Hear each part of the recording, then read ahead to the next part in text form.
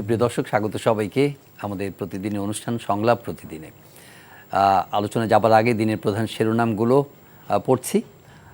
Iran এবং ইসরায়েলের পাল্টাপাল্টি হামলা চলছে, বিশ্বজুড়েই বিক্ষোভ, ইসরায়েলের যে অ্যাগ্রেশন তার বিরুদ্ধে বিক্ষোভ চলছে এবং জাতিসংঘ বলছে যে গোটা বিশ্বই একটা সংকটের দিকে এগিয়ে যাচ্ছে। সরকার যদি সহযোগিতা না করে, সরকারের সহযোগিতা ছাড়া নির্বাচন আয়োজন সম্ভব হবে না, এ বিষয়ে সরকারের সঙ্গে যোগাযোগ হচ্ছে বলেছেন প্রধান নির্বাচন কমিশনার। মানসিকতার পরিবর্তন ছাড়া সংলাপ বা সংস্কার যে সম্ভব নয়, বাস্তবায়ন সম্ভব নয়, সেটি বলেছেন বিএনপির মহাসচিব জনাব মির্জা ফখরুল ইসলাম আলমগীর। শিক্ষাঙ্গনের আবারও উত্তপ্ত। ইউনাইটেড বিশ্ববিদ্যালয়, বেসরকারি একটি বিশ্ববিদ্যালয়ের শিক্ষার্থীরা রাস্তা অবরোধ করেছে, সড়ক অবরোধ করেছে দিনভর, সেখানে পুলিশের লাঠিচার্জ হয়েছে। এদিকে ঢাকা মেডিকেল কলেজেও অনির্দিষ্টকালের জন্য বন্ধ ঘোষণা করা হয়েছে, শিক্ষার্থীদের হল ছাড়ার নির্দেশ দেওয়া হয়েছে। এসব খবরের মধ্যেই জুলাই অভ্যুত্থানের প্রায় 1 বছর হতে যাচ্ছে, আর বেশি বাকি নেই। ঐকমত্য কমিশন সংস্কারের পথে সবগুলো দলকে এক করার চেষ্টা করছে, লাগাতার বৈঠক করছে। জুলাই সনদ ঘোষণার চেষ্টা আছে। বিএনপির সঙ্গে অন্তর্বর্তী সরকারের একটা বোঝাপড়া হয়েছে বা বোঝাপড়া ভালো হয়েছে বলে পরিলক্ষিত হচ্ছে। একই সঙ্গে নতুন রাজনৈতিক ব্যবস্থায় জাতীয় যে ঐক্য সংহত যদি না হয়, সেটার আগামী দিনের ঝুঁকি কী, সেটা নিয়েও চলছে নানা ধরনের জল্পনা কল্পনা বা আলোচনা। ঢাকা দক্ষিণের সিটি মেয়রের পদের লড়াই থেকে বিএনপি দৃশ্যত পিছিয়ে এসেছে। এখন প্রশ্ন উঠেছে যে এই আন্দোলন বা এই ঘটনা থেকে তাদের লাভ ক্ষতির বিষয়টি চলে এসেছে। প্রশ্ন আসছে, বিগত স্বৈরশাসনের জাঁতাকলে থেকে জাতিকে মুক্ত করে এখন আবার স্বৈরশাসনের পুনরুত্থান ঠেকানোর পথে আমরা কতটুকু এগোতে পেরেছি, কতটুকু আমাদের কার্যকর অগ্রগতি হয়েছে, এই বিষয়গুলো প্রতিনিয়ত আলোচনা হচ্ছে। আমরা আলাপ করবার জন্য দুজন অতিথিকে স্টুডিওতে আমন্ত্রণ জানিয়েছি। শুরুতেই পরিচিত হব। আমাদের সঙ্গে রয়েছেন রাজনীতি বিশ্লেষক এবং জাতীয় নদী রক্ষা কমিশনের সাবেক চেয়ারম্যান ডক্টর মঞ্জুর চৌধুরী, স্বাগত আপনাকে। আমাদের সঙ্গে রয়েছেন সাবেক কূটনীতিক, তিনিও একজন বিশ্লেষক, দেশি বিদেশি ঘটনা প্রবাহের বিশ্লেষণ করেন, জনাব সাকিব আলী, স্বাগত আপনাকেও। জনাব মঞ্জুর চৌধুরী, আপনি একজন তীক্ষ্ণ পর্যবেক্ষক, দেশের রাজনীতি সংস্কার পরিবর্তন এবং নতুন যে বন্দোবস্তের যে চিন্তাভাবনা চলছে, জাতীয় ঐক্য রচনার যে চেষ্টা চলছে, সব কিছু মিলিয়ে এবং একই সঙ্গে অন্তর্বর্তী সরকারের কাজের যে অগ্রগতি, সেটা কিন্তু সবাই প্রতিনিয়ত দেখছেন। এবং ডেফিনেটলি আমরা যখন আলোচনা করি তখন আমি ব্যক্তিগতভাবে মনে করি যে আসলে এটা দৃষ্টিভঙ্গির ব্যাপার। কেউ হয়তো দেখবেন যে গ্লাস অর্ধেক পুরো, অর্ধেক খালি। এখন সরকার কিছুই করেনি অনেকে বলবেন, আবার অন্তর্বর্তী সরকার যে চ্যালেঞ্জগুলো মোকাবেলা করে এই পর্যন্ত এসেছেন, সেটাও আমাদেরকে রেকগনাইজ করতে হয় অনেক সময়। এনিওয়ে, তারপরও আপনারা ইন্ডিপেন্ডেন্ট, আপনাদের স্বাধীন মতামত আমি শুনব। সরকার যতটুকু কাজ করেছে অভ্যুত্থানকে ক্যাপিটালাইজ করে এবং সামনে নতুন যে সূচনা পথে যে আমাদের যে কি বলে চেষ্টা, কতটা আমরা এগিয়েছি এর মধ্যে, যদি আপনি একটা জেনারেল অবজারভেশন দেন।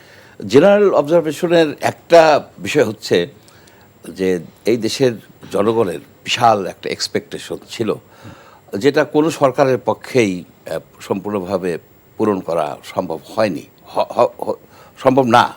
এত বেশি মানুষের এক্সপেকটেশন ছিল। সেই পরিপ্রেক্ষিতে বলা যায় যে অনেকেই হতাশ। আর যদি আপনি নিরপেক্ষ দৃষ্টিতে দেখেন যে এই সরকারের বেশ কিছু সময় তারা নষ্ট করে ফেলছে খুব বড় আকারের সংস্কার করার প্ল্যান করে, যেমন অনেকগুলি কমিশন করছে, অনেক রকমের সংস্কারের প্রস্তাব আনছে, ইত্যাদি ইত্যাদি। এগুলি সব করা সম্ভব না। এখানে যদি তারা কয়েকটা বিষয়ের উপর জোর দিতেন, যেটা হচ্ছে যে নির্বাচনটা কিভাবে একেবারে নিরপেক্ষভাবে করা যায় এবং দুর্নীতি, চাঁদাবাজি, দুঃশাসন, এগুলির বিরুদ্ধে যে রক্ষা কবচ, দুদককে ভেঙে নতুন করে করা। দুদক তো এখন মানুষকে আপনার ভিন্ন মতাবলম্বীদেরকে শায়েস্তা করার একটা অস্ত্র হিসেবে তৈরি করা হয়েছে, যেটা বিএনপি আমলেও ছিল, সেইভাবে তৈরি করা হয়েছে, এখনও আছে, শেখ হাসিনার আমলেও ছিল। দায়মুক্তি দিয়ে দিচ্ছে, দুর্নীতিবাজদেরকে দায়মুক্তি দিয়ে দিচ্ছে। অনেক ক্ষেত্রেই যে 40,000 ছিল যখন আমাদের রাষ্ট্রপতি কমিশনার ছিলেন, ওই সময়কালের যে দুদক কমিশন হাজার হাজার লোকরে দায়মুক্তি দিয়ে দিচ্ছে। দায়মুক্তি পাওয়ার পরে সে তো ক্লেম করতে পারে যে আমি কোনো দুর্নীতি করি নাই, আমার বিরুদ্ধে অভিযোগ নেই। এই ধরনের বিষয় থেকে যাতে ভালো একটা দুদক হয়, ভালো একটা দুর্নীতি ব্যবস্থা দমন প্রতিরোধ ব্যবস্থা হয়, সেটারও খুব একটা কিছু তারা করেননি, করতে পারেননি। আমি তাদের যে এইগুলি দেখছি, যে রিকমেন্ডেশনগুলি, সেই ধারাবাহিকতায় করা হয়েছে। আরেকটা বিষয় যদি আপনি আসেন, যে যত কিছুই হয়েছে রাজনৈতিক দলগুলির সাথে এই সরকারের বিভিন্নভাবে দ্বন্দ্ব হয়েছে, কিন্তু একটা বিষয় নিয়ে, একটা তারিখ নিয়ে, নির্বাচনের তারিখ নিয়ে। এই নির্বাচনের তারিখ নিয়ে কিন্তু বড় ধরনের ছিল সরকারের সাথে রাজনৈতিক দলগুলি। শেষ পর্যন্ত তারা কিন্তু একটা জায়গায় আসছে, সেটা হচ্ছে ফেব্রুয়ারির ফার্স্ট উইকে। সেটাও কিন্তু শর্ত সাপেক্ষে। শর্তটা হচ্ছে যদি যথেষ্ট পরিমাণ, যথেষ্ট সংস্কার করা যায় তাহলেই হবে, পরিস্থিতি যদি ঠিক থাকে। দুটো জিনিসই কিন্তু এই সরকারের উপর নির্ভর করে, এটা কিন্তু অন্য কোনো দলের উপর নির্ভর করে না। সুতরাং যে ফেব্রুয়ারির ফার্স্ট হাফে যে ইলেকশন হবে একেবারে নির্দিষ্ট, সেটা কিন্তু না। আর একটা জিনিস আমি লক্ষ্য করছি, যে বিএনপি যে এই ফেব্রুয়ারির এটা মেনে নিয়েছে, এটা মনে হয় ঠিক হয় নাই। এই কারণে ঠিক হয় নাই, আপনি যদি দেখেন যে আপনি যদি পারিপার্শ্বিক অবস্থাটা দেখেন, আমাদের সাথে মায়ানমার। এটা একটু ক্লিয়ার করবেন যে মেনে নিয়েছে মানে প্রস্তাবটা কার? ফেব্রুয়ারি মাসে ইলেকশনের কথাটা কে প্রস্তাবটা দিল? বিএনপি প্রস্তাব দিল, চিফ অ্যাডভাইজার এটা এগ্রি করলেন যে হ্যাঁ এটা হলেও হতে পারে ওই সময় যদি কন্ডিসিভ এনভায়রনমেন্ট থাকে বা সংস্কার যদি করা যায়, নাকি চিফ অ্যাডভাইজার? আপনার কি মনে হয় কি কথাটা কোথা থেকে আসলো? বিএনপি ডিপার্ট করলো ডিসেম্বর থেকে ফেব্রুয়ারিতে গেল, এটা কি বিএনপির প্রস্তাব নাকি অন্তর্বর্তী সরকারের প্রস্তাব? অন্তর্বর্তী সরকার যদি প্রস্তাব হয় তাহলে তো চিফ অ্যাডভাইজার তো বলতেন যে হ্যাঁ আমরা ফেব্রুয়ারিতে করব। উনি তো ওখানে একটা প্রোভাইজো উনি বলছেন, ইভেন আপনি 3-4 দিন আগেও যে ওনার এসএসএফ এর মিটিংয়ে বা কোন জায়গাতে উনি বলেছেন যে উনিও কিন্তু ফেব্রুয়ারির কথা বলেন না, উনি এপ্রিলের কথা বলেন। উনি কিন্তু এখনো এপ্রিলের কথার মধ্যে আছে, এখনো এপ্রিলের মধ্যে আছে। এখন এইখানে দুইটা লোকে জানে যে কে প্রপোজাল। একটা হলো বিএনপির ভারপ্রাপ্ত। না, আপনি ক্লিয়ার হয়েছেন ব্যাপারটা? আমি ক্লিয়ার হয়েছি যে কে বলছে, এই দুইটা লোকের একটা লোকে বলছে, এবং আর পৃথিবীর আর কোনো লোক ছিল না সেখানে। সুতরাং এইখানে যে আলোচনাটা তারা 40 মিনিট করছে, আরও অনেক হয়তো আলোচনা হয়েছে, এবং তারা যে প্রেস ব্রিফিং দিচ্ছে দুইজনে, এই প্রেস ব্রিফিংয়ে জিজ্ঞেস করা, আমি থাকলে জিজ্ঞেস করতে চাইতাম আপনারা কি উপস্থিত ছিলেন মিটিংয়ে? মিটিং তো হয়েছে দুই ব্যক্তির ভিতরে, তো সুতরাং আপনি কিভাবে বলেন এই কথাগুলি? আপনি তো জানেন না, আপনাকে যা বলা হয়েছে আপনি তাই বলতেছেন। এনিওয়ে, আমি যেটা দেখতেছি যে মায়ানমার বাংলাদেশের যে একটা উত্তেজনাকর পরিস্থিতি, কোনো অ্যাম্বাসেডারকে তারা পার্সোনাল নন গ্রাটা করে দিছে, ডিফেন্স অ্যাটাচিকেও পার্সোনাল নন গ্রাটা করে। আচ্ছা, আমরা কি ডক্টর মঞ্জুর চৌধুরী, আমরা ওপেনিং স্টেটমেন্টটা আমরা আপনার কাছ থেকে নিলাম, আপনি আরও এটাকে ডিটেল আউট করবেন, কিন্তু জনাব সাকিব আলীকে আমরা অপেক্ষায় রেখেছি, ওনার কাছ থেকে একটা ওপেনিং। একটা মিনিট আমি একটু বলেন। জি, একটা মিনিট বলি যে জানুয়ারি ফেব্রুয়ারির দিকে এই মায়ানমার বাংলাদেশের মধ্যে একটা যুদ্ধ না হোক, যুদ্ধ অবস্থা উত্তেজনাকর পরিস্থিতির সৃষ্টি হওয়ার সমূহ সম্ভাবনা আছে। কেন আছে? যে এই যে তিনটা সিতাও, ট্রিয়াকফু এবং মাওং যে আইল্যান্ড, এটা কিন্তু এখন পর্যন্ত এরা দখল করে না। এটা উইন্টার অফেন্সিভ হবে বাংলাদেশে। এই সাবকন্টিনেন্টে বর্ষাকালে কিন্তু কখনোই যুদ্ধ হয় না। আরাকান আর্মি তাদের উইন্টার অফেন্সিভের জন্য প্রিপারেশন নিচ্ছে, সেখানে বাংলাদেশ হেল্প করতেছে, আমেরিকানরাও হেল্প করতেছে। আরাকান আর্মিকে ইন্টারন্যাশনাল ক্রাইসিস গ্রুপ তো ডিফারেন্ট ভার্সন দিয়েছে। না, তারা তো একটা আলাদা তারা তো ইন্টারন্যাশনাল ক্রাইসিস গ্রুপ তো আরই না। তারা তো বলছে, আপনি বলছেন যে আরাকানকে সহায়তা, কিন্তু রিপোর্ট এসেছে যে বাংলাদেশ জান্তা বাহিনীর সঙ্গে যোগাযোগ বা তাদেরকে সহায়তা করবে এগেইনস্ট দি আরাকান বাহিনী, এই ধরনের রিপোর্ট দিয়েছে। না, এরকম রিপোর্ট দিলে কোনো, এটা তো রিকমেন্ডেশন দিচ্ছে, কিন্তু অ্যাকচুয়ালি কি হচ্ছে, তারা শিলখালিতে সেখানে আপনার লঞ্চিং এরিয়া করছে যাতে আরাকান আর্মিকে রসদ দিতে পারে, অস্ত্র দিতে পারে, আপনার ইকুইপমেন্ট, কমিউনিকেশন দিতে পারে, যাতে তারা ওই একটা দ্বীপ আর দুইটা জায়গা, রাজধানী, এটাকে অকুপাই করতে পারে। সে সময় নির্ধারিত একেবারে অনেকটা নিশ্চিত বলা যায় মায়ানমার ও বাংলাদেশের মধ্যে একটা উত্তেজনার সৃষ্টি হবে, যুদ্ধ অবস্থার সৃষ্টি হতে পারে, এমনকি বলা যায় যে যুদ্ধও হতে পারে। You never know. কিন্তু আমাদের এখানে কি বিষয়, এটা তো আমাদের ইলেকশন তখন করবেন কেমনে? না, এটা তো সংঘাতটা যদি অন্য টেরিটরিতে হয়, যেটা আমাদের অন্য টেরিটরি হলে কি হবে? আপনি তো এখন যে আপনার অ্যাম্বাসেডারকে বের করে দিছে কেন? আপনি আরাকান আর্মিকে হেল্প করেন বলে আপনি অ্যাম্বাসেডারকে বের করে দিছে, পার্সোনাল নন গ্রাটা করছে, ডিফেন্স স্ট্র্যাটেজিকে বের করে দিছে কেন? Because you are helping the Arakan army, এবং Arakan army is getting ready for winter offensive. সেখানে বাংলাদেশের সহায়তা নিয়ে তো করতেছে এবং আমেরিকার সহায়তা নিয়ে করতেছে।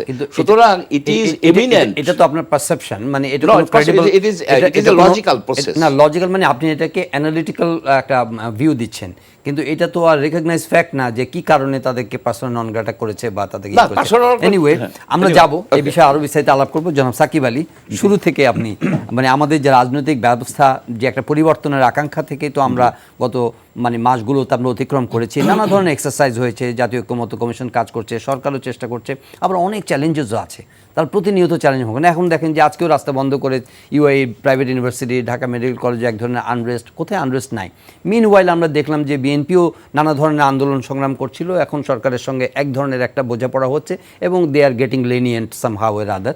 অন্য পার্টিগুলো আবার বিএনপিকে সন্দেহের চোখে দেখছে, কিন্তু core focus is on the elections day, যে এটা কবে ইলেকশন হবে। কিন্তু অনেক মানুষ এটাকে আবার একটু স্কেপটিক, একটু সন্দেহপ্রবণ হয়ে যাচ্ছে আসলে কি হচ্ছে, and what they discuss actually, what is the future. উনি বলছেন যে জানুয়ারি ফেব্রুয়ারি মাসে নানা ধরনের ইন্টারন্যাশনাল ক্রাইসিস তৈরি হতে পারে। So based on this facts আপনি কিভাবে দেখেন বাংলাদেশ? জি ধন্যবাদ, ধন্যবাদ।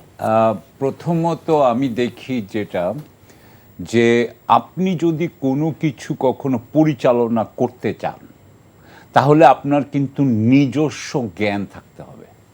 যে কোনো জিনিস নিজস্ব জ্ঞান বলতে কি বোঝায়, ইংরেজিতে বলে ওন আপনার নলেজ। সেটা হচ্ছে যখন আপনি নিজে ওইটার পরিবর্তন ঘটাতে পারেন।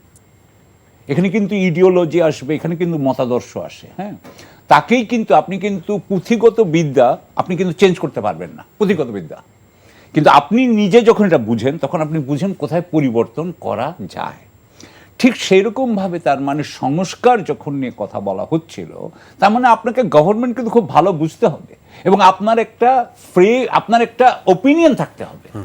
আপনার নিজস্ব ওপিনিয়ন যদি না থাকে আপনি যেমন নিউজ চালান, প্লিজ বলেন। যে আমি আপনাকে একটু হ্যাঁ আমি আপনার সঙ্গে এগ্রি করছি যে এটা হচ্ছে যে তাদের নিজস্ব কোনো ডিরেকশন নাই, না তাদের নিজস্ব কোনো কনসিকুয়েন্স আছে, কোনো ডেস্টিনেশন নাই। না, তারা বলছে যে হ্যাঁ সবাই যা করবে আমরা আচ্ছা ঠিক আছে আপনারা যাও, মানে কোনো কনভিকশন ছিল না। এক্স্যাক্টলি, এবং কনভিকশন থাকলে আপনি কিন্তু করে ফেলতে পারবেন।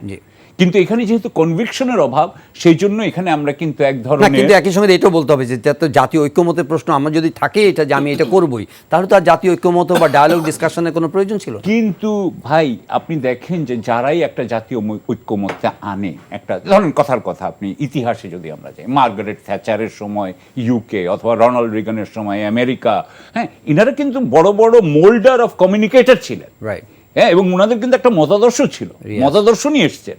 এবং যাদের মতাদর্শ থাকে না তারা কিন্তু দেশকে চেঞ্জ করতে পারে না। আপনি বিল ক্লিন্টন, আমরা বলতাম আমরা ইয়াতে যে বিল ক্লিন্টন পারে নাই আসলে চেঞ্জ মেকিং, একটা মাইন্ডসেট থাকতে হবে। You have to be a change maker. তা আমাদের প্রফেসর ইউনূস তো চেঞ্জ মেকার।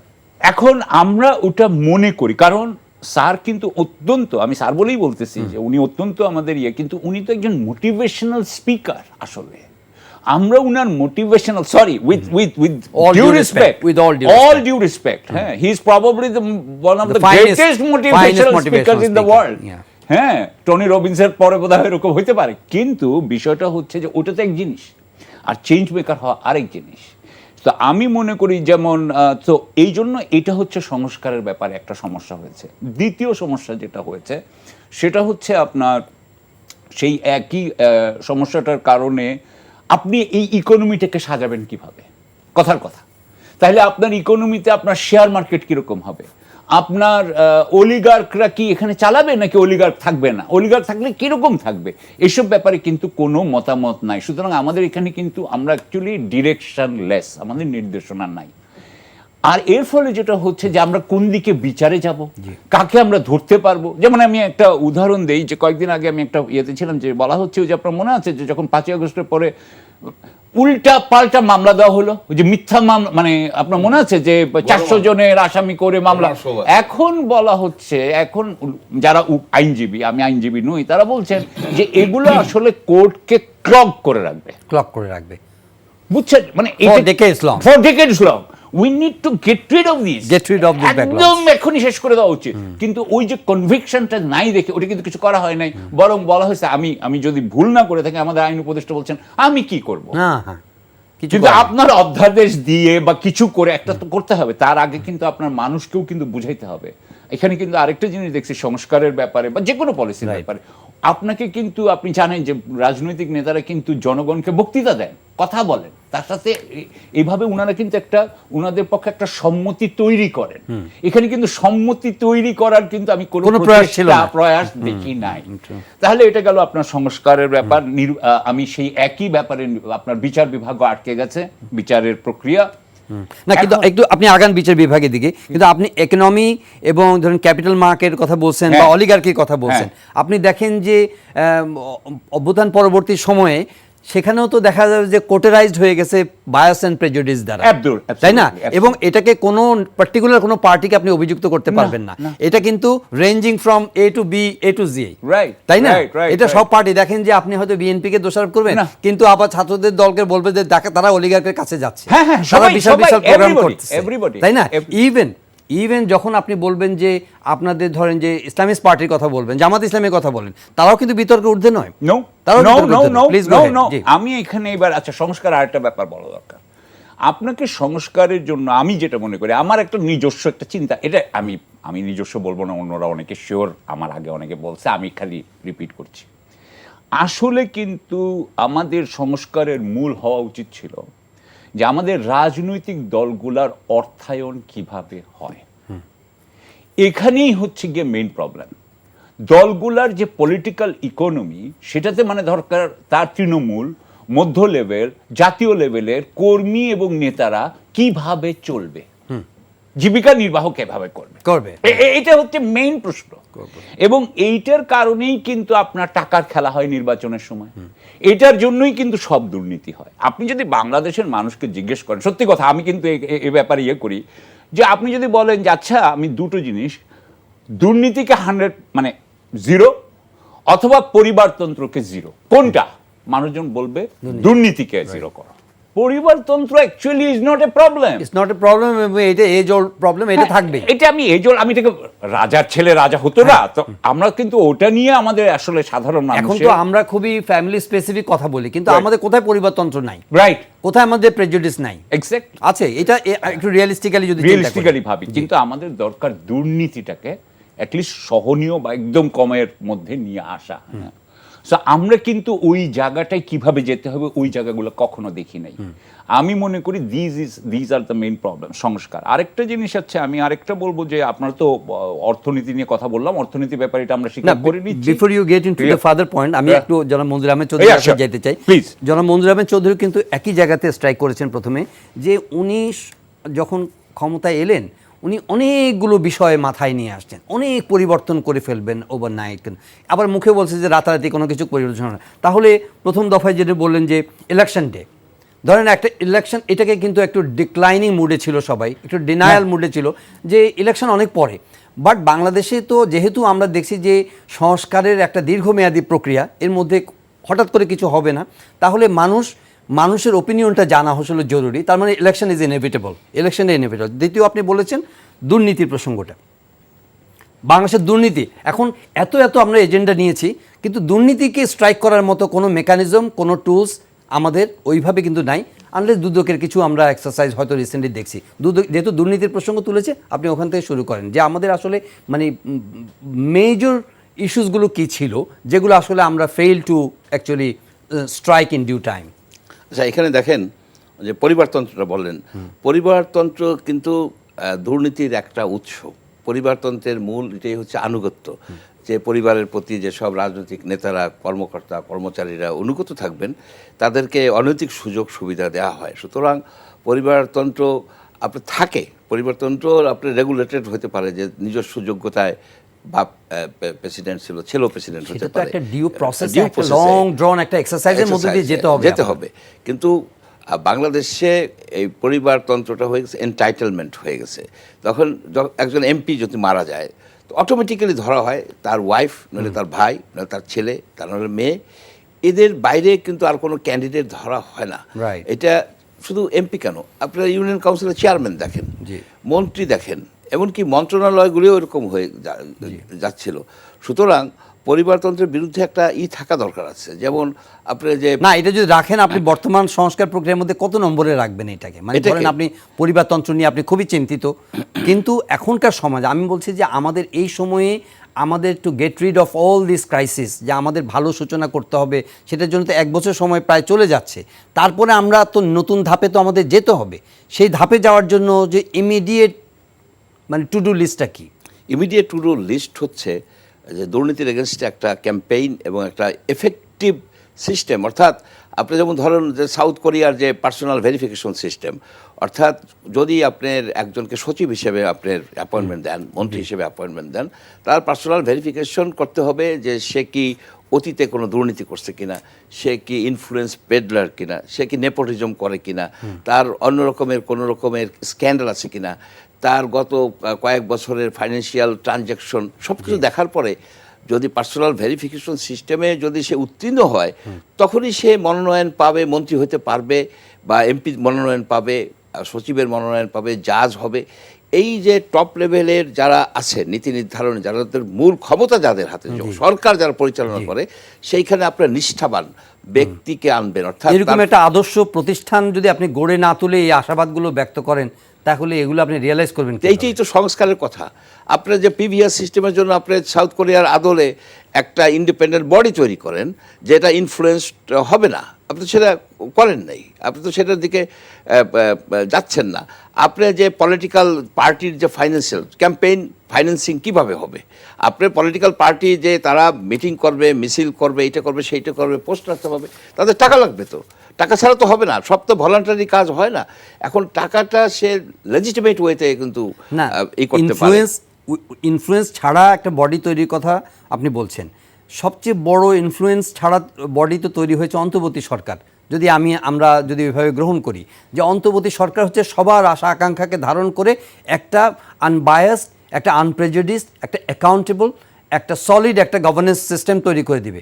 তো ওইটা কি ওনারা ডেলিভারি করতে পারছেন না, কিনা? পারে না। তারা এবং করছে- দেখা যাচ্ছে যে ওনারা ক্ষমতায় আছেন, বা ওনারা তখন দেখা যায় ওনাদের আশীর্বাদ নিয়ে একটা দল গঠন হচ্ছে, বা একটা ওনাদের সঙ্গে ধরেন এই যে উনি পদত্যাগ করবেন, যাতায়াত হচ্ছে, দেখা যাচ্ছে যে একটা স্পেশাল ভেরি ব্লেসড একটা রিলেশনস, এটা হয়তো জেনুইন অ্যান্ড অর্গানিক একটা রিলেশন থাকতে পারে ফর ডিউ গ্র্যাটিফিকেশন, যে না ওনারা বিপ্লবের নেতৃত্ব দিয়েছেন, করেছেন। কিন্তু মানে আপনার নিরপেক্ষতার বিচারে একেবারে মানে কি বলবো যে জাজমেন্টাল ইয়েতে যদি আপনি বিচার করেন, তাহলে অন্তর্বর্তী সরকার কি রোলটা প্লে করতে পারছে কিনা? না, শুনেন, প্রথমত অন্তর্বর্তী সরকারের প্রমাণ করা দরকার ছিল যে তারা দুর্নীতির, তারা মানে এই তাদের ইন্টিগ্রিটি আছে। আপনার একজন অ্যাডভাইজার কিন্তু আপনার তাদের সম্পত্তির হিসাব দেয় নাই, অনেকবার বলা হয়েছে ক্যাবিনেট ডিভিশন থেকে।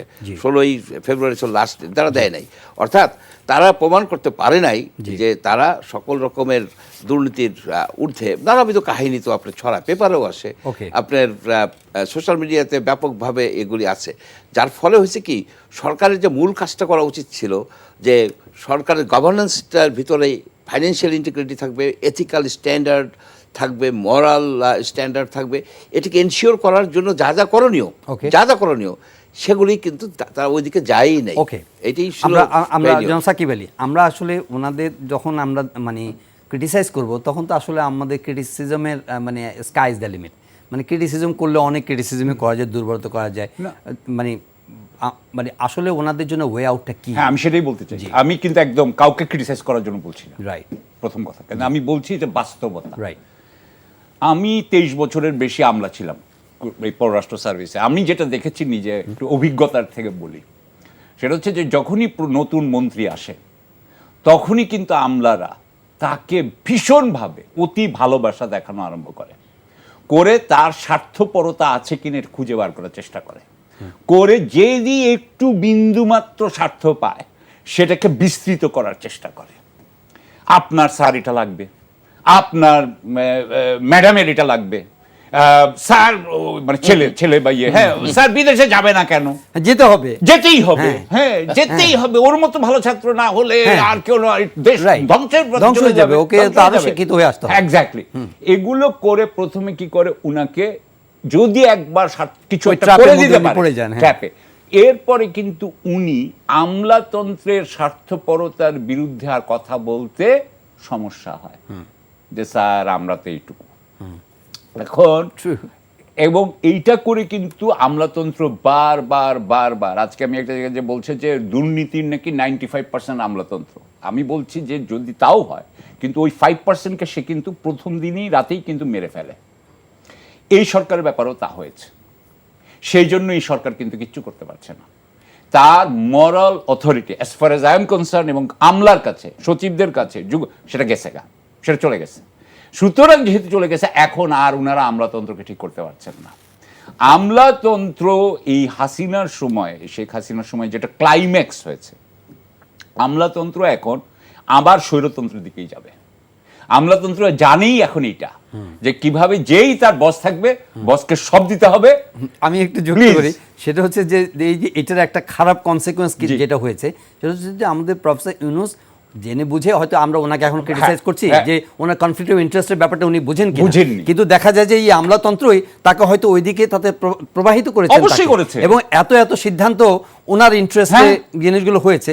মেবি কেউ একজন বলতে পারে যে না এটা দরকার নাই, কিন্তু হয়তো তো ওনাকে হয়তো এইভাবে প্রভোগ করা হয়েছে। আমি একদম শিওর, আমি 100% শিওর এই বিষয়গুলো ওরাও উত্তোলন করেছে, ওরা উঠিয়ে 600 কোটি টাকা। না না স্যার, এটা আপনার দেওয়াই উচিত না, এটা আপনার লিগ্যাল রাইট, এটা আপনার লিগ্যাল রাইট। হ্যাঁ, এইভাবে করেছে উনি, তখন বলছে ঠিক আছে, একটা ইউনিভার্সিটি আপনার দরকার। হ্যাঁ, আপনি ছাড়া ইউনিভার্সিটি চালাবে কে স্যার? আপনার থেকে শিক্ষিত আর কে আছে? আপনার থেকে ওয়াইজার আর কে আছে? আর এই দেশ থেকে নলেজ তেমন লোকরে রাষ্ট্রের ক্ষমতা আপনি দেন কেন? যে আমরা আইসে বললো যে আপনি 600 টাকা নিয়ে যান, এটা নিয়ে যান, সেটা নেন, এই ধরনের নেলা বলা লোক কেন দিবেন? চলে না যাই, আমরা এক্সট্রিম ক্রিটিসিজম সেটা বলছি, এই হচ্ছে অবস্থা। আমরা ওনাকে ভরসা করি, রাইট, আমরা ভরসা ডিজেগ্রি করি, একটু ডিজেগ্রি করি। যে লোক এইভাবে প্রভোক্ট হয় বা এইভাবে আপনার ইনফ্লুয়েসড হয় আমলাদের দ্বারা, যে আপনি 600 কোটি টাকা নেন, আপনি নিতে হবে, এটা করতে হবে, সেটা করতে হবে, সেই লোকের তো রাষ্ট্র ক্ষমতা দেওয়াটা আমাদের ভুল হয়েছে। না মনজুর ভাই, আপনি আমার থেকে অনেক বেশি অভিজ্ঞ, আপনি আমার সিনিয়র, আমি আপনাকে একটা জিজ্ঞেস করি। আমি যেটা দেখছি, আপনি আমার থেকে বেশি দেখছেন, কিন্তু আমি দুই রকমের মন্ত্রী দেখছি। এক হচ্ছে যাকে জোর করে স্বার্থটা উদ্ধার করাইতে হয়, আর যে নিজের স্বার্থের জন্য দৌড়ায়। আমি কিন্তু এখন পর্যন্ত, সত্যি কথা, আপনি আমাকে কয়জন দেখাবেন আমি জানি না, আমি নিঃস্বার্থ যেটা দরকার, নিঃস্বার্থ নেতৃত্ব ছাড়া এই সংস্কার করতে পারবে না, নিঃস্বার্থ নেতৃত্ব ছাড়া আমলাতন্ত্রকে পরিবর্তন করতে পারবে না, নিঃস্বার্থ নেতৃত্ব ছাড়া দুর্নীতিমুক্ত করতে পারবে না। সেটা বাংলাদেশের জন্য একটা অলিক কল্পনা হবে। এটা অলিক কল্পনা বলেন বা যাই বলেন, আমি যেটুকু মনে করি নিঃস্বার্থ বলতে আমরা যেখানে বুঝি, যেমন ধরেন নিঃস্বার্থ মানে আপনার নিজস্ব রাজনৈতিক একটা স্বার্থ থাকতে পারে আইডিয়ালিস্টিক হিসেবে। এফডিআর এর কি ছিল না, বা ওনাদের কি ছিল না, থাকতে পারে, কিন্তু নিঃস্বার্থ বলতে আমি বুঝাচ্ছি যে আপনি ওই অর্থনৈতিক এর মধ্যে যাবেন না, ঢুকবেন না, আপনি অর্থনৈতিক মধ্যে। সো আমি মনে করি যে এটা যদি না হয় তাহলে this is what has happened, this is our problem. মানে আমাদের আরেকটা জিনিস শেষ করি দুদকের ব্যাপারে, দুর্নীতির ব্যাপারটা না, এই যে এত ব্যুরোক্রেটিক ভাবে দেখা হয়েছে। আপনি 10টা, মানে আমি সরি মনজুর ভাই যেটা বলছেন প্রিভিয়াস, ওটা উনি বলছেন সাউথ কোরিয়া থেকে, সুতরাং ওইটা একটা প্রুভেন টেকনোলজি। সুতরাং আমি ওই ব্যাপারে বলছি না। অনেকেই বলে কি এরপরে আরো একটা কমিটি বানাবো, তারপরে এইটা বানাবো, এত কিছু বানানোর দরকার। দুদকের একটা ছোট্ট উইং থাকা উচিত, যে ধরবে হচ্ছে, আপনি সিম্পল একটা লাইন করেন খালি, কোনো সরকারি অফিসে দুর্নীতির অভিযোগ আসলে ওই অফিস প্রধান এবং অফিসের প্রশাসনিক শাখা দায়বদ্ধ থাকবে। জনাব মঞ্জুর আহমেদ চৌধুরী, আপনি পলিটিক্যাল ইকোনমির কথা বলছিলেন। আমি বলছি জি, জনাব সাকিব আলী বলছিলেন যে পলিটিক্যাল ইকোনমি যদি আপনি অ্যাড্রেস না করেন, তাহলে আপনি যে দুর্নীতির কথা বলেন বা গভর্নেন্সের কথা বলেন বা অর্ডার রেস্টোর করার কথা বলেন, আসলে তো তাই। এখানে সবচেয়ে বড় সমস্যা হয়েছে যে ফ্যাসিবাদী শাসনের সময় যে মানুষের মানে কাজের সুযোগ মানে একেবারে রুদ্ধ করে দেওয়া হয়েছে। একটা প্রিভিলেজ ক্লাসই শুধুমাত্র, যারা একটা দলের সমর্থক তারাই শুধুমাত্র সুযোগ পেত, বাকি সব পিপল তাদের আর কোনো মানে স্পেস ছিল না। এখন এই জনপরিসরে এই ধরনের একটা সিস্টেম অর্ডার, মানে বেসিক সিস্টেম বা বেসিক অর্ডারটা রেস্টোর করা কি খুব কঠিন কাজ ছিল কিনা, যে জায়গাটা করতে আমরা অ্যাড্রেস করতে বা বুঝতে আমরা অক্ষম হচ্ছি? না, এটা খুব ইনক্লুডিং আপনি ইলেকশন ডে নিয়ে বলেন। ইলেকশন ডে পরে আসি, এগুলি করা খুব কঠিন ছিল না। যেমন ধরেন আপনার দুদক হচ্ছে আমাদের এখানের একটা অস্ত্র, ভিন্ন মত যারা বলে তাদেরকে আটকায়। আপনি দেখেন সকল তদন্ত করে পাইলো যে দুর্নীতি করছে, ওইটা কিন্তু কেসটা চার্জশিটটা হবে কি হবে না, সেটা কিন্তু কমিশনের মিটিংয়ে বসে আলোচনা হয়। তারা থামাই দিতে পারে অথবা বলবে গো হেড, কিন্তু এই ইন্টারনালি কিন্তু এটাকে মানুষকে ব্ল্যাকমেইল করার একটা আপনি দেখেন একটা অধিদপ্তরে, ধরেন একটা অধিদপ্তরে একটা চুরি হয়েছে, 20টা কম্পিউটার চুরি হয়ে গেছে, তার জন্য কি করে অটোমেটিক্যালি কিন্তু কেস করে দেয়, যে থানায় যে কেস করে, রেসপন্সিবল অ্যাডমিনিস্ট্রেটিভ অফিসার যে কেস করে দেয়। এখানে করে না কেন?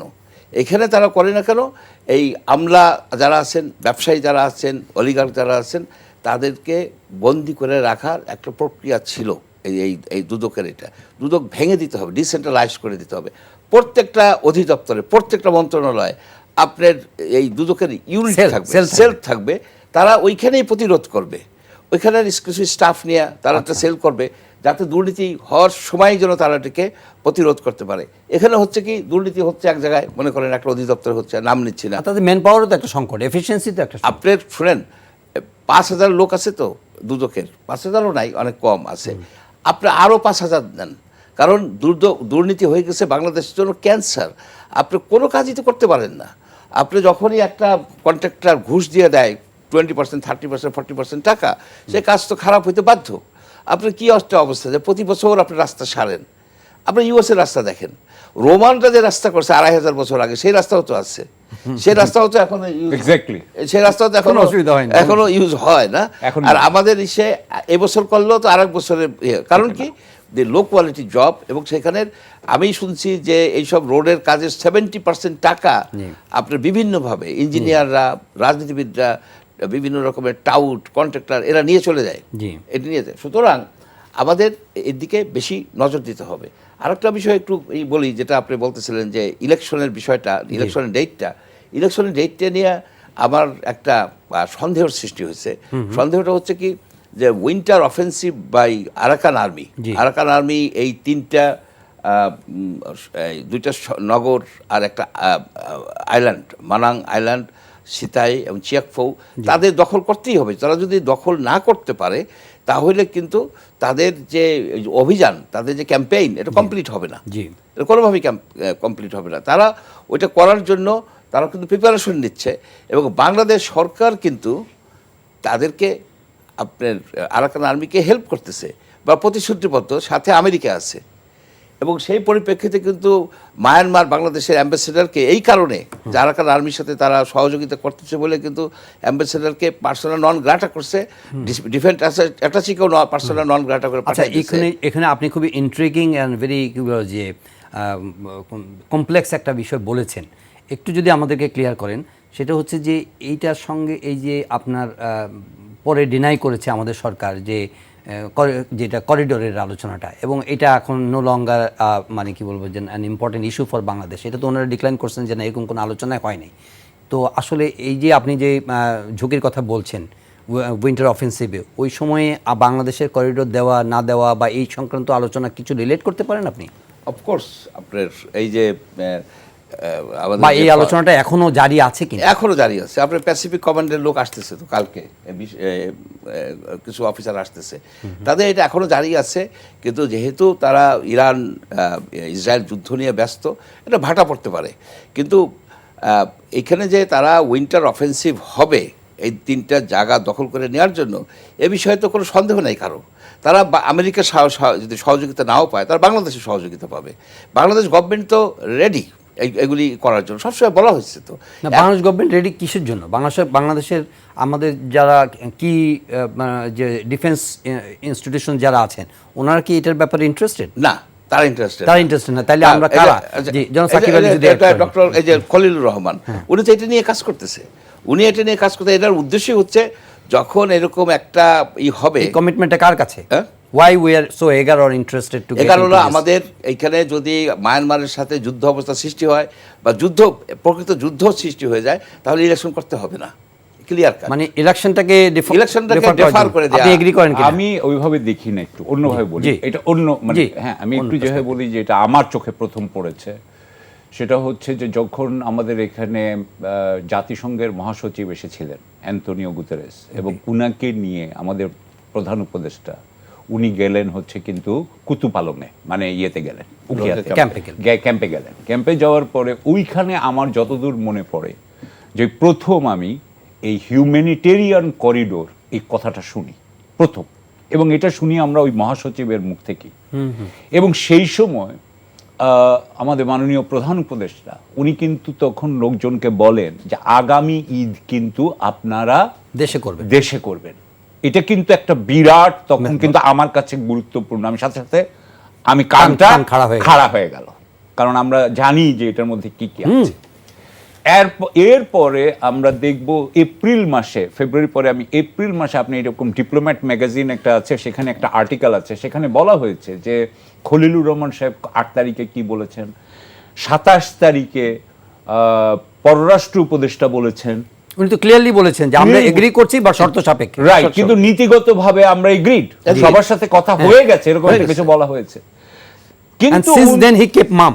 দেন 29 তারিখে, 27 তারিখে উনি বলার পরে 29 তারিখে শফিকুল আলম সাহেব ওইটা রিজেক্ট করেছে। রাইট, এরকম কোনো আলোচনা হয়। এরপরে আবার দেখা যাবে, এরপরে আমার মনে হয়, যতদূর মনে হয় যে ডক্টর খলিল কিন্তু বিইউপিতে গিয়েছেন, উনি কিন্তু ওখানেও বক্তব্য রেখেছেন এই ব্যাপারে, এবং উনারা কিন্তু কথা চেঞ্জ করছিলেন। উনারা বলছিলেন যে আমরা সার্বভৌমত্ব ছাড়বো না এন্ড অল দ্যাট। কিন্তু এটার তারপরে একটা কথা আসলো যে এইড চ্যানেল, আপনার যদি মনে থাকে, এইড চ্যানেল বলেন যে এটা হিউম্যানিটেরিয়ান করিডোর না, এটা এইড চ্যানেল। এখন একটা নতুন শব্দ এসেছে, ড্রপ পয়েন্ট। এখন নতুন শব্দ আসছে, ড্রপ পয়েন্ট।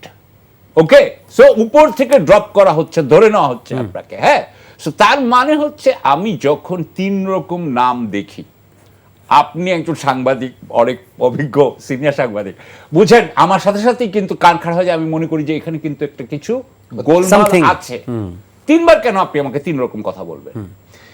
আরেকটা এখন এখানে কথা হচ্ছে যে এই যে রাখাইন, এই রাখাইনের ব্যাপারে 3টা মুখে 3টা জায়গা, সিতুয়ে, তোকচৌ আর যে মানাং আইল্যান্ড বলতেছেন যে মঞ্জুর ভাই, এই 3টা জায়গা কিন্তু ওদের হাতে নাই, আরাকান আর্মির হাতে নাই। মুখেই কিন্তু সব ইনস্টলেশন।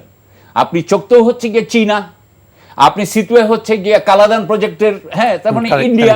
তার মানে ওই দুটো জায়গা যদি আপনি না নিতে পারেন, এবং তাহলে তো আপনি চায়নার উপরে এবং ইন্ডিয়ার উপরে আপনার একটা যে বার্গেনিং পাওয়ার আপনি অর্জন করতে পারছেন না। যদি এটা ধরে নিই, তাহলে আরাকান আর্মি যে ডিসেম্বরে বা নভেম্বর ডিসেম্বরে এই জায়গাগুলোকে অ্যাটাক করবে, এটা কিন্তু আমার কাছে মনে হয়েছে যৌক্তিক। আমি বলছি না, আমার তো কোনো গোপন খবর নাই, কিন্তু আমি যৌক্তিক বলে মনে করছি, এটা লজিক্যাল। তারপরে এখন আপনি কোথায় আসেন যে এইখানে যদি হয়, আপনার এই যুদ্ধগুলো করে, সেখানে সহায়তার কথা যখন বলা হয়েছে, দুর্ভিক্ষের কথা যখন বলা হয়েছে, সেগুলোর ব্যাপারে এখনো আমরা যতটুকু জানি যে সরকার কিন্তু বলে নাই যে আমরা আর এর মধ্যে নাই বা এর মধ্যে কথা ছিল, এগুলো সব শেষ, আমরা এর মধ্যে ঢুকবো না। বরং যেটা বলা হয়েছে, সেনাবাহিনীর পক্ষ থেকে বলা হয়েছে যে সেনাবাহিনী যে সমস্ত বিষয়ে তাদের ওয়াকিবহাল থাকা উচিত, তারা সেটাতে ওয়াকিবহাল নন। সেটা কিন্তু আমাদের জন্য আরেকটা আশঙ্কাজনক বলে আমি মনে করি।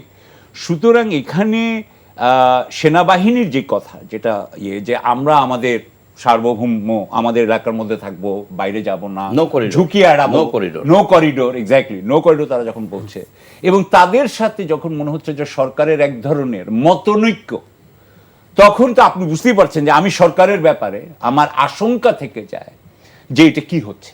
আমার কথা হলো, আমি এখানে আরেকটা কথা বলি, আমি কিন্তু পার্সোনালি এটার বিরুদ্ধে না, সত্যি কথা। আমি নীতিগতভাবে বিরুদ্ধে ড্রপ পয়েন্টের না, আমি ড্রপ পয়েন্টের বিরুদ্ধে না, কারণ আপনি দুর্ভিক্ষ পীড়িত মানুষকে আপনি সহায়তা দিবেন, আমি এটার বিরুদ্ধে যাবো নাকি? নো, আমাকে যদি কথার কথা, আমি বাংলাদেশ, আপনি আমাকে আমেরিকা বলছে, জাতিসংঘের মাধ্যমে আমেরিকা বলছে এটা করতে হবে, আমি কি সাথে সাথে প্রত্যাখ্যান করার ক্ষমতা রাখি? নো, আমরা রাখি না।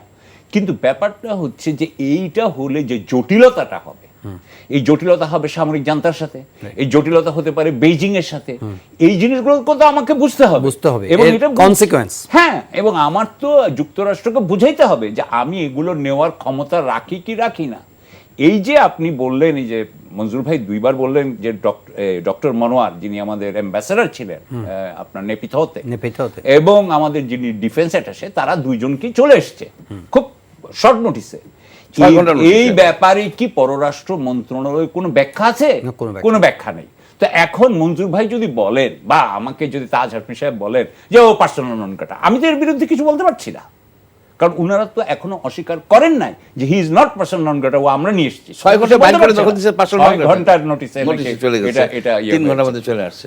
সো আপনি যদি ওই জিনিসটাও দেখেন যে সামরিক জনতা পাঠিয়ে দিচ্ছে, তার মানে এখনো আমরা আমাদের সরকার কি করতে যাচ্ছে এই ব্যাপারে কিন্তু আমরা এখনো আমরা অনিশ্চিত। ডক্টর মঞ্জুর চৌধুরী একটু পরিষ্কার করে বলবেন যে আসলে ড্রপ পয়েন্ট বিষয়টা কি, আমাদের ধরেন হিউম্যান করিডোর থেকে শুরু করে তখন হিউম্যান চ্যানেল, তারপরে আসলো এখন ড্রপ পয়েন্ট, এই যে evolution of the terms and jargons, এইটাকে একটু বাণীটা একটু বুঝায় বলেন। আর আসলে এটার আমাদের মানে ঝুঁকিটা কি, বা তিনটা ব্যাপার, একটা হলো আমাদের আশঙ্কা কি, আমাদের ঝুঁকি কি, অথবা আমাদের হুমকি কি, হ্যাঁ, রিলেটেড টু আওয়ার নেইবার্স। তাহলে আমি একটু ব্যাকগ্রাউন্ডটা বলে নেই। প্রথমত যে চীনের একটা সেঞ্চুরি ওল্ড ডিজায়ার্স ছিল যে তারা যেন বঙ্গোপসাগরে বা ভারত মহাসাগরে অ্যাক্সেস পায়। তাদের এখন সকল প্রায় 80% তাদের ট্রেড হয় স্টেট অফ মালাক্কা দিয়ে। স্টেট অফ মালাক্কা আমেরিকান এবং ইন্ডিয়ান কন্ট্রোলে, আন্দামানের ওইখানে ইন্ডিয়ান বিরাট বেস। সুতরাং ওইটা যদি আটকায় দেওয়া হয়, China will collapse, economically it will collapse. সুতরাং তারা অল্টারনেটিভ খুঁজতেছিল। তারা যেমন গোয়াডোয়াতে করছিল পাকিস্তানের, সেটা ফেল করছে। এখন এরা চিয়াকফৌতে তাদের কয়েক বিলিয়ন ডলারের ইনভেস্টমেন্ট আছে, ওখানে তারা গ্যাস পাইছে, তেল পাইছে, এবং তারা একটা পাইপলাইন করছে, গ্যাস লাইন, পাইপলাইন, তারপরে আপনার হাই স্পিড ট্রেন, এক্সপ্রেসওয়ে, এই মান্ডালয় হয়ে চিয়াকফাও থেকে, চিয়াকফাও হচ্ছে সেন্ট মার্টিনসের থেকে আরও ডাউনে করে তার পাইপলাইন মান্ডালয় হয়ে ইউনানে চলে গেছে। এখন টোটাল চায়নার টোটাল এনার্জি রিকোয়ারমেন্টের 7% এখান দিয়ে যায়, আরও হবে, আরও তাদের অবজেক্টিভ। এখন আমেরিকা চাচ্ছে যে চায়না যেন কোনোভাবেই বঙ্গোপসাগরে এবং আপনার ভারত মহাসাগরে অ্যাক্সেস না পায়। অ্যাক্সেস পাইলে তাদের উপরে যে একটা যে লেভারেজ আছে স্টেট অফ মালাক্কার, সেটা রিডিউসড হয়ে যাবে, সেটা রিডিউসড হয়ে যাবে। এই জন্য এই যে আপনার যে বার্মা অ্যাক্ট বলে না, বার্মা অ্যাক্টের মূল কথাই হচ্ছে চায়নাকে to deny China to access into the bay of Bengal. এটা হলো ব্যাকগ্রাউন্ড। তারপরে আবার আছে কালাডান প্রজেক্ট আছে, ইন্ডিয়ানদের কালাডান প্রজেক্ট আছে। সেই পরিপ্রেক্ষিতে এই আরাকান আর্মি তো আগে চাইনিজদের সহায়তায় করতো, এখন কিন্তু আমেরিকানদের সহায়তায় হয়। এবং এটাও শোনা গেছে যে ওদের যে মানাং যে আইল্যান্ড আছে একটা চিয়াকফার উল্টা দিকে, যে মানাং আইল্যান্ডকে আমেরিকার কাছে তারা হ্যান্ডওভার করবে বা বেস করতে দেবে। অ্যাট দ্য সেম টাইম আমাদের পক্ষ থেকে এই সেন্ট মার্টিনসকে ডিপপুলেট করা হয়েছে, কারণ এখানে তারা একটা সময় আসবে যে এদেরকে সবাইকে সরাই দেবে। তো do you believe that this is also part of design? Yes, part of the design, part of the design. যেসব কথা বলা হয়েছে যে এটা কোরাল আইল্যান্ড, এটা coral bearing island, coral bearing island. এটা হইতে পারে না যে একটা ভাইব্রান্ট একটা আপনার ট্যুরিস্ট স্পট 7-8 হাজার লোকরে করা হয়েছে, মানে তাদেরকে সম্পূর্ণভাবে রুজি করে দেওয়া হয়েছে। বলা হয়েছে যে 2 মাস চলবে। 2 মাস একটা রিসোর্ট যদি চলে, বাকি 10 মাস কীভাবে চলবে, রাইট? সেগুলি তো ব্যবসাটাকে সম্পূর্ণ করে দিছে। যেগুলি স্থানীয় লোকজন আছে, টুডে আর টুমরো এটা যদি সাকসেসফুল হয়, দে উইল বি মানে টেকেন অ্যাওয়ে, এবং কম্পেনসেশন হয়তো দিবে। এই প্ল্যান, এটা বলা হয়েছে ডাহা মিথ্যা কথা বলছে। আপনার যে পরিবেশ উপদেষ্টা ডাহা মিথ্যা কথা বলছে।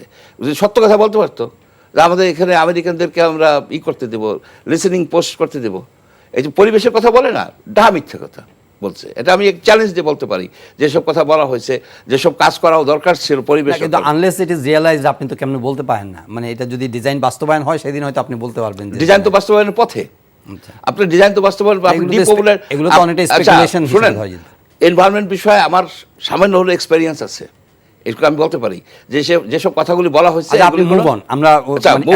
সেখানে যে গ্র্যান্ড প্ল্যানের অংশ হিসেবে এইগুলি করা হচ্ছে। এখন আরাকান আর্মি তাদের এই 3টা জায়গা দখল করা না পর্যন্ত তাদের তো অভিযান সাকসেসফুল হবে না। এবং বর্ষাকালে এই সব কিছু কাজ হয় না, বর্ষাকালে হয় না, এটা হলো উইন্টারেই করা হয়। উইন্টারে আমি হিসাব করে দেখছি তাদেরকে যেমন নভেম্বরে এগুলো হতে পারে, নভেম্বরে কিন্তু পানি থাকে, বাংলাদেশ বলেন ভারত এই অঞ্চলে পানি থাকলে কিন্তু ট্যাঙ্ক চলে না, আপনার ট্রাক চলে না, খালে পানি থাকে, এখানে থাকে। তারা ডিসেম্বরের আগে তারা এই অফেন্সিভটা করবে না। সব কিছু ডিফেন্স অফ জানুয়ারি ফেব্রুয়ারি এটা ড্র্যাগ অন করবে। ওই সময় it is likely, most likely, there will be a tension between Myanmar and Bangladesh. এই টেনশনের পরিপ্রেক্ষিতে ইলেকশন করা সম্ভব হবে না। এবং দেখেন যে ফার্স্ট অ্যাটেম্পটই ছিল যে আলী রিয়াজকে দিয়ে যে কনস্টিটিউশন বাতিল করে ফেলবে, বাতিল করে নতুন কনস্টিটিউশন করতে গেলে কিন্তু 8-10 বছর লেগে যেত। তো সেটাকে যাই হোক এদেশের জনগণ বা সবাই মিলে আমরা প্রতিহত করতে পারছি। আলী রিয়াজের এই দূরভিসন্ধি ওইটা করতে পারলে সরকার অনেক দিন টিকে যেত।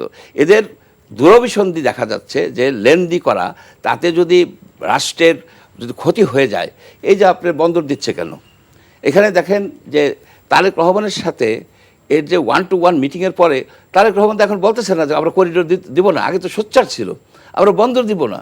কি সেখানে আলোচনা হয়েছে? বন্দরে কি বিএনপি বন্দর দিতে রাজি কি রাজি না? এই যে এই যে কি বলেন ডিপি ওয়ার্ল্ড তো আমেরিকার সাথে জড়িত। এখানে ডিপি ওয়ার্ল্ডটা করে আপনার ওদের নেভির সাথে এদের একটা লিঙ্ক আছে। এখন ডিপি ওয়ার্ল্ডকে আপনি দিচ্ছেন কেন? উইদাউট টেন্ডার, ইন্টারন্যাশনাল টেন্ডার ছাড়া আপনি পিপিআরকে ভায়োলেট করে আপনি ডিপি ওয়ার্ল্ডের কথা বলতেছেন। তাদের সাথে 1 নম্বর, তারা আসলে তারা 1 নম্বর না, দে আর ইন নাম্বার 5 পজিশন। 1 নম্বর হইলেও তো আপনি দিতে পারেন না, টেন্ডার করতে হবে। এগুলি সব মিলে আমি একটা কনক্লুশনে আসছি যে বাংলাদেশের সেই জন্য তার অ্যাডামেন্ট যে ইলেকশন ডিসেম্বরে করবে না। ডিসেম্বর ইলেকশন করলে অসুবিধা কি? অসুবিধা হলো এইটা, ইলেকশন যদি হয়ে যায় তাহলে তো এই প্রোগ্রামটা চালু করতে পারে না। না, কিন্তু প্রোগ্রাম চালু করতে অসুবিধা কী হবে? আপনি যে ইঙ্গিত করলেন যে লন্ডনে কি বৈঠক হয়েছে আপনি জানেন না, হ্যাঁ, তো ডিসেম্বর ইলেকশন হোক আর ফেব্রুয়ারিতে ইলেকশন হোক, if they are in accord, তাহলে তো সব কিছু ম্যাটেরিয়ালাইজ করা সম্ভব। তাহলে তো শুনেন, যদি ইন অ্যাকর্ড, তারেক রহমান অ্যাকর্ডে হলে হবে না, তো সাধারণ পাবলিকের অ্যাকর্ডে হইতে হবে।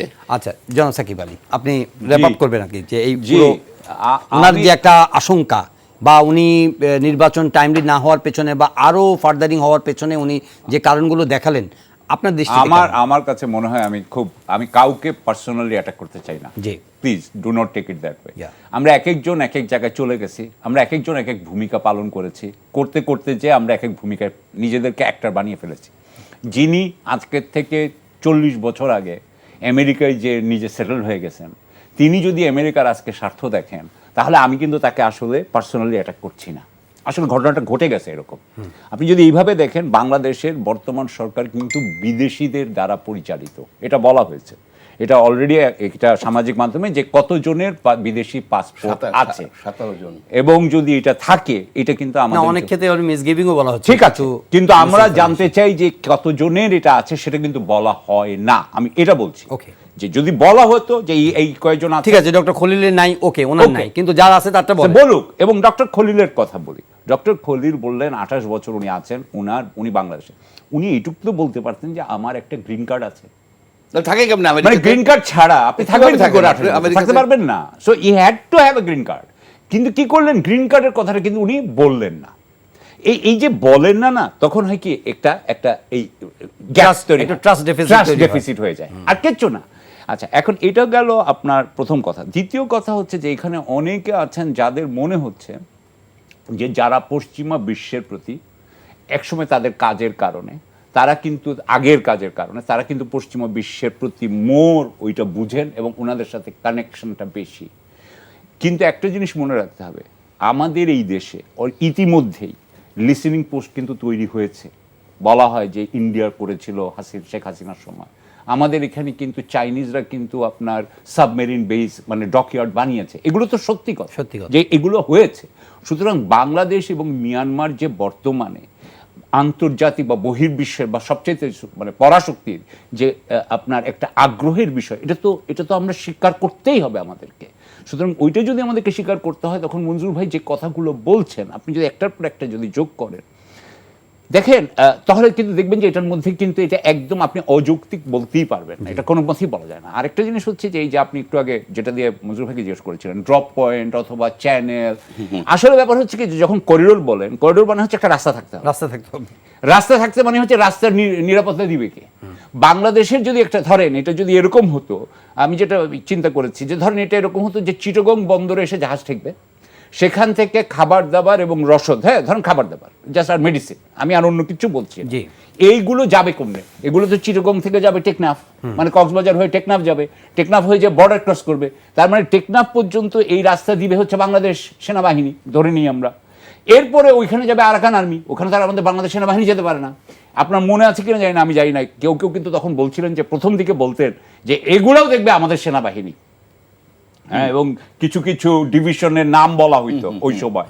হ্যাঁ, এখন কিন্তু এটা আর বলা হয় না। এখন তারপরে আসলে হচ্ছে চ্যানেল। চ্যানেল মানে হচ্ছে রাস্তা নাই, এটা হচ্ছে চ্যানেল মানে হচ্ছে খাল। চ্যানেল মানে হচ্ছে চ্যানেল, ওই যে ইংলিশ চ্যানেল শুনছেন না, চ্যানেল মানে হচ্ছে খাল টাল দিয়ে, তার মানে রাস্তা নাই। না না, চ্যানেল মানে খালও বলতে পারেন, এটাকে কুড বি রুট। আপনি দেখেন যে ওকে, মানে এটা ছোট করিডোর থেকে ছোট ছোট করলেন। ড্রপ পয়েন্ট যখন এখন বলেন, তার মানে উপর থেকে এয়ার লিফট ড্রপ পয়েন্ট, উপর থেকে ফেলে দেওয়া হচ্ছে, তার মানে এখন আপনি গেছেন আকাশ পথে। কিন্তু ব্যাপারটা হচ্ছে যে যদি জিনিসটা আসে চিটাগাঙে, কথার কথা, চিটাগাং থেকে এসে যদি এটা আরাকানে ঢুকে, মানে রাখাইনের ওদেতে, সেটার প্রথম সেটা পাবে কে? যার হাতে বন্দুক আছে, আরাকান আর্মি। আরাকান আর্মি এটা পাওয়ার সাথে সাথে যুদ্ধ, কিন্তু এটা যুদ্ধের মধ্যে ঢুকছে। তার মানে হচ্ছে সামরিক জান্তা কিন্তু তখন এই চট্টগ্রাম বন্দর এবং এই পথটা সামরিক বাহিনীর জন্য, সামরিক জান্তার জন্য এটা কিন্তু একটা ঝুঁকি, এটা একটা লক্ষ্য হবে। সুতরাং সেটা কিন্তু আমাদের জন্য একটা বিরাট ঝুঁকি। আমার মনে হয় যে না, আমাদের সময় নেই আসলে, ডক্টর মঞ্জুর আরেকদিন আমরা আলাপ করব। বাট স্ট্র্যাটেজিক পয়েন্টগুলো আপনারা মোটামুটি আপনাদের দৃষ্টিভঙ্গি থেকে, পার্সপেক্টিভ থেকে যথেষ্ট পরিষ্কার করে বলার চেষ্টা করেছেন। আশা করব যে এগুলো আলোচনা বা ডিসকোর্সের মধ্যে থাকবে যখনই কোনো সিদ্ধান্ত হয়। আজকে আর এগোতে পারছি না। ধন্যবাদ আপনাদের দুজনকে। প্রিয় দর্শক, সংলাপ প্রতিদিনে আজ এখানেই শেষ করব। আমরা একটা সুষ্ঠু, সুন্দর এবং একটি কমফোর্টেবল আগামীর কথা নিয়ে আমরা চিন্তা করি। বাংলাদেশে অনেক রকম আমরা ঝড়ঝঞ্ঝার মধ্য দিয়ে অতিক্রম করেছি, যে ফ্যাসিবাদী শাসন অতিক্রম করার পরে, অভ্যুত্থানের পরে বাংলাদেশ সুন্দর পথে অগ্রসর হবে, শান্তিপূর্ণভাবে অগ্রসর হবে এবং একটি নির্বাচনের মাধ্যমে জনগণ তাদের ইচ্ছামতো ভোট প্রয়োগের মাধ্যমে একটি সরকার প্রতিষ্ঠা করবে এবং সেই সরকার আগামী দিনে সংস্কার বলেন, অগ্রগতি বলেন, অর্থনৈতিক নিরাপত্তা বলেন, দুর্নীতি বলেন, সব কিছুকে, একদম সুশাসন বলেন, সব কিছুকে তারা একটা সুন্দর পথে আমাদেরকে পরিচালিত করতে পারবেন, এই আশাবাদ রেখে আজকের অনুষ্ঠান এখানে আমরা শেষ করছি। সবাই ভালো থাকবেন, দেখা হবে আবারও পরের অনুষ্ঠানে। চাইলে আপনারা অনলাইনে অনুষ্ঠানটি দেখতে পারেন, ভিজিট করুন ntvbd.com। এছাড়া ইউটিউব ভেরিফাইড ফেসবুক পেজেও আমাদের জনপ্রিয় অনুষ্ঠান খবরের আপডেট আপনারা জেনে নিতে পারেন।